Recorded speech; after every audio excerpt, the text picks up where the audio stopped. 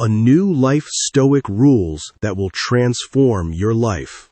What if everything you've been chasing, success, peace, control, was never outside of you? What if the life you desperately want is not waiting at the end of some distant goal, but is available to you right now, today, the moment you choose to think differently? The ancient Stoics knew something that most people today will never discover. They knew that the secret to a good life is not wealth, not status, not the approval of others. It is mastery of the self. And that mastery can begin in a single day. Today, we are going to walk through Stoic rules, not theories, not philosophy for the classroom, but living, breathing principles that will shift how you see yourself, how you carry yourself, and how you move through this world. By the time this video ends, you will not be the same person who pressed play. So stay with me, because what you're about to hear has the power to completely change your life. And if this kind of content speaks to your soul, I want you to subscribe to this channel right now. Hit that button, turn on the notification bell, because every week we go deep into the wisdom that the ancient Stoics left behind. Wisdom that is more relevant today than it has ever been. This community is growing every single day, and I do not want you to miss a thing. Now, let us begin. Rule 1. Own what is yours, release what is not. The very first thing Marcus Aurelius, one of the greatest Stoic emperors who ever lived, understood was this: there are things within your control, and there are things that are not. This sounds simple. It sounds almost too simple. But most human suffering, most anxiety, most anger, most sleepless nights comes from people violating this one truth. We obsess over what other people think of us. We lose sleep over circumstances we cannot change. We spend enormous energy fighting against reality itself, as though the universe will bend to our frustration. It will not.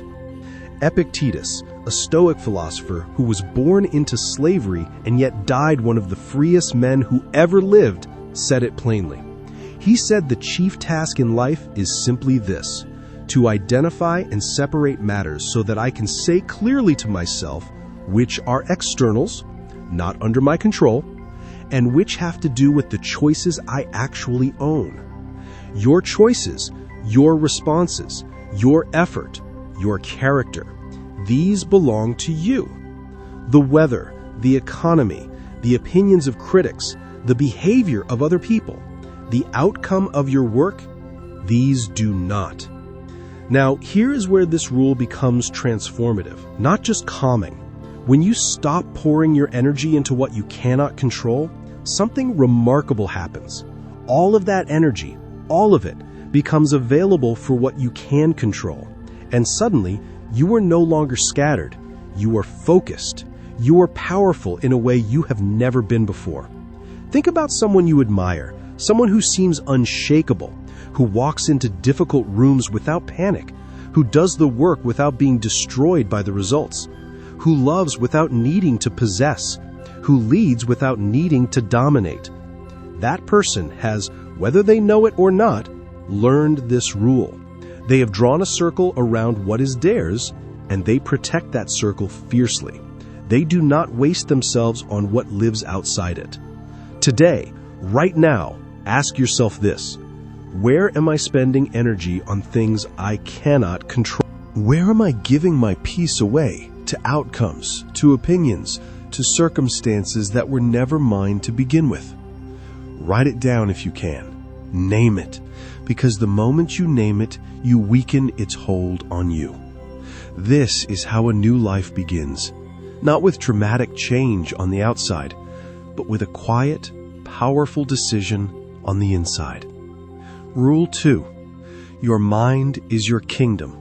Marcus Aurelius wrote in his private journal, a journal he never intended for anyone else to read, these words: "You have power over your mind, not outside events. Realize this, and you will find strength." He wrote this not as a public proclamation, not to impress anyone. He wrote it as a reminder to himself. The most powerful man in the known world had to remind himself daily that his true power was not in his armies or his empire. It was in his mind. And so it is with you. The Stoics believed that the quality of your life is determined by the quality of your inner narrative. The story you tell yourself about who you are, what you deserve, what is possible for you. That story is not just words. It is architecture. It literally builds the reality you live in. If you wake up every morning and the first voice you hear in your head says, "This is going to be another hard day, another struggle, another reminder of how far behind I am," that voice is not telling you the truth. That voice is a habit. And like all habits, it can be broken. The Stoics practiced something called the morning meditation. Before rising, before the noise of the day began, they would sit with their minds deliberately. They would set their intentions. They would remind themselves of who they wanted to be that day, not who they feared they were. Seneca, another great Stoic, wrote letters to his friend Lucilius that have survived 2,000 years. In those letters, he said that the wise person is not someone who has no difficulties. The wise person is someone who has cultivated a mind that difficulty cannot easily penetrate. Think about what that means for you. You may not be able to stop bad news from arriving. You may not be able to prevent hardship, but you can build a mind that receives those things without collapsing. A mind that can hold pain without being consumed by it. A mind that can look at failure and still see a path forward. This is the kingdom the Stoics speak of. It is not a place, it is a practice. And the practice starts with this: catching yourself in the moment when your mind begins to spiral, when it begins to move toward catastrophe, toward shame, toward hopelessness, and pausing. Just pausing. Not forcing false positivity, not pretending the hard thing is easy, but asking simply, is this thought useful? Is it true? Is it mine to carry? And if the answer is no, you set it down. Rule 3. Live as though today could be your last. This might be the most misunderstood Stoic practice of all. When people hear it, they think it means live recklessly, spend everything, burn bridges, do whatever feels good today. But that is not what the Stoics meant at all. What they meant was this: stop postponing your life. Stop saying, "I will be happy when." Stop saying, "I will start being kind when people deserve it." Stop saying, "I will live with purpose when circumstances improve." The Stoics practiced a discipline they called memento mori, the remembrance of death, not as a morbid obsession, but as a tool of liberation. Because here is the truth. Most of the things you are worried about today will not matter in 10 years. And all the things you keep putting off, the apology you owe someone, the dream you keep deferring, the conversation you are afraid to have, you are putting them off as though you have infinite time. You do not. None of us do. Marcus Aurelius wrote, "Think of yourself as dead. You have lived your life. Now take what's left and live it properly." What a sentence. What a challenge. Take what is left and live it properly. Not perfectly, not without fear, but properly, with intention, with presence, with the courage to actually show up for the life that is happening right now, not the life you are waiting for. I want you to think about something. If you knew with certainty that you only had 1 year left, 1 year to live fully, to create, to connect, to become who you were meant to be, what would you do differently starting tomorrow morning? Would you keep spending your energy on resentments? Would you keep shrinking yourself to avoid criticism? Would you keep choosing comfort over growth? Or would something shift? That shift is available to you today. Not because death is imminent, but because life is now. The Stoics used this practice to create urgency without panic, clarity without despair. It is not about fear of death, it is about respect for life. Rule 4.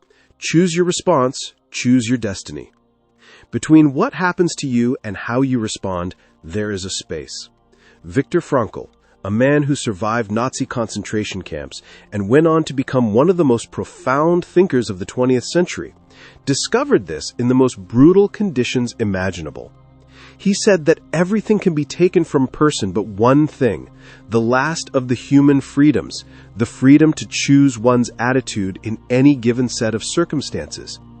The Stoics had been saying this for centuries. You cannot always choose what life sends your way, but you can always choose who you are in response to it. This is not passive. This is not weak. This is the most radical act of power available to any human being. Think about the last time something went wrong in your life. Maybe you were treated unfairly. Maybe a plan collapsed. Maybe someone betrayed your trust. In that moment, what happened inside you? For most people, the response is immediate and automatic. Anger, blame, withdrawal, victimhood. And those responses are understandable. They are human, but they are not inevitable.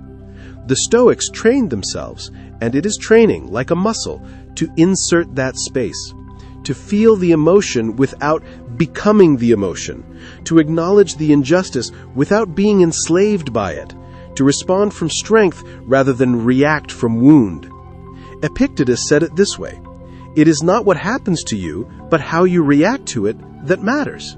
Now, in practice, what does this look like? It looks like someone cutting you off in traffic and choosing not to carry that anger into your next meeting, your next conversation, your next moment. It looks like receiving harsh criticism and asking, before you respond, is there any truth here I should hear? It looks like losing something significant and asking, what does this situation ask of me now? It looks like choosing again and again to be the author of your inner life rather than the victim of your outer circumstances. This is how great people are built. Not in easy times, in the moments of pressure, when the automatic response is revenge or collapse or retreat, and they choose differently. You have that capacity. You have always had it. The Stoics just gave you the map to find it. Rule 5. Embrace discomfort as your teacher. Here is something no one wants to hear. Your comfort zone is not keeping you safe. It is keeping you small. The Stoics practiced voluntary hardship. They would fast when they did not need to. They would sleep on hard ground occasionally. They would wear simple clothing in cold weather. Not because they were masochistic, but because they wanted to prove something to themselves. They wanted to know that if circumstances changed, if wealth disappeared, if ease evaporated, if the world became difficult, they would still be okay. Seneca wrote to his friend, "Set aside a certain number of days during which you shall be content with the scantiest and cheapest fare, with coarse and rough dress, saying to yourself the while, 'Is this the condition that I feared?'" How many of us avoid discomfort so aggressively that we never discover what we are actually capable of? We stay in jobs that do not challenge us because leaving feels risky. We stay in patterns that limit us because changing feels hard. We stay on the surface of ourselves because going deeper feels frightening. But every single thing you have ever become proud of in your life came from moving through discomfort. Think about it. Your greatest achievements, your most meaningful growth, your clearest sense of who you are. None of it came from choosing ease. All of it came from walking into something that scared you and discovering you were more than you thought. The Stoics did not seek suffering for its own sake, but they refused to let the fear of suffering run their lives. And that refusal, that willingness to say, "I can handle more than I think," is where transformation lives. Start small. Tomorrow morning, do something uncomfortable before you reach for what is easy. Take the cold shower. Have the difficult conversation. Start the project you have been putting off. Say the honest thing. Let discomfort be your signal that growth is happening, not your signal to retreat. Because the life waiting for you on the other side of your comfort zone is not just bigger. It is more genuinely yours. Rule 6. Be the same person in the dark. One of the most searching questions a Stoic ever asks is this: who are you when no one is watching? It is easy to be virtuous in public. It is easy to be generous when people can see. It is easy to be disciplined when accountability is external. But the Stoics measured character by private behavior. Seneca wrote, "Honor the gods above all by making yourself worthy of their imitation. Act as you would act if someone were watching, because someone always is, and that someone is you." There is a particular kind of freedom that comes from living with integrity even when it is not required. When you know that you are the same person in every room, when your public self and your private self are not two different people, something settles in you. A deep, quiet confidence that cannot be shaken by what anyone thinks or says about you, because you know who you are. This is rare today. We live in a world of performance. Social media, professional personas, the constant pressure to be seen in the right light. And while there is nothing wrong with presentation, the Stoics warn us about something they called self-deception. The danger of performing virtue so long that you forget to practice it. Ask yourself this, honestly. Are there places in your life where the person you present to the world does not match the person you are in private? That gap, however small, is where anxiety lives, because some part of you is always working to maintain the performance, always watching for the moment someone might see through it. Close that gap, not through shame, but through the quiet daily practice of doing the right thing when it costs you something, when no one is watching, when no one will ever know. That is where character is built. And character, the Stoics believed, is the only true wealth. Rule 7. Seek virtue, not validation. We have arrived at the heart of Stoic philosophy. All roads lead here. The ancient Stoics believed that there is only one true good, virtue. And virtue means living in alignment with reason, with your highest nature, with who you were made to be at your core. Not talent, not reputation, not success as the world measures it. Who you are. Marcus Aurelius wrote, "Never esteem anything as of advantage to you that will make you break your word or lose your self-respect." Think about how radical that is in today's world. We live in a culture that measures worth by followers, by income, by titles, by the validation of strangers. And yet the Emperor of Rome, a man who had more external power than almost any human in history, was writing in his private journal that none of it matters if it costs you your character, because he had learned what takes most of us a lifetime to understand. Validation from the outside never fills the inside. You can win every argument and feel hollow. You can accumulate every trophy and feel empty. You can reach every goal the world told you to want and still lie awake at night wondering if any of it means anything. But when you are living in alignment with your deepest values, when you are being honest, courageous, kind, disciplined, present, when you are choosing virtue even when it is hard, even when it is costly, even when no one else will ever know, something extraordinary happens. You feel right. Not perfect, not without struggle, but right, aligned, as though all the scattered parts of you have finally come into coherence. That feeling, that is what the Stoics called eudaimonia. Most people translate it as happiness, but it means something much deeper. It means flourishing. It means the fullness of a human life lived well. This is what you are after, not success at the cost of yourself, not peace bought by shrinking, but the full, fierce, honest, disciplined, compassionate living of your one wild and precious life. The new life begins now. You have stayed with me through all of this, and I want to honor that, because sitting with ideas like these, really sitting with them, not just letting them wash over you, takes something. It takes the willingness to be honest with yourself, the willingness to look at where you have been giving your power away, where you have been sleeping, where you have been performing instead of living. That willingness is not weakness. It is the beginning of everything. The Stoics did not promise that life would become easy. They promised something far more valuable. They promised that you could become someone whom life cannot break. Someone who does the work not because the outcome is guaranteed, but because the work itself reflects who you are. Someone who faces difficulty not with dread, but with the calm readiness of a person who has prepared their mind. Someone who moves through the world with the quiet authority of a person who knows themselves. That person, that new life, it is not far away. It is one decision away, one morning practice away, one honest conversation, one deliberate choice, one moment of choosing virtue over validation away. The Stoics called their philosophy a practice, not a destination, not an achievement you unlock and then relax. A daily, living, breathing commitment to becoming more fully yourself. Today is a good day to begin, or to begin again.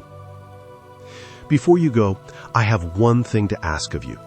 If something in this video landed for you, if even one idea shifted something, challenged something, opened something, please subscribe to this channel. Not because the numbers matter to me, but because what we are building here is something rare. A community of people who are genuinely committed to living differently, to thinking more deeply, to becoming more fully human. Every week, we go further into this wisdom. The Stoics, the philosophers, the thinkers who figured out centuries ago what most people are still searching for today. And I want you to be here for that. So, subscribe, turn on the bell, share this video with someone who needs to hear it, and come back, because the conversation we started today is just the beginning. Take care of yourself, think carefully, live well, and remember, a new life does not begin when things get easier. It begins when you do.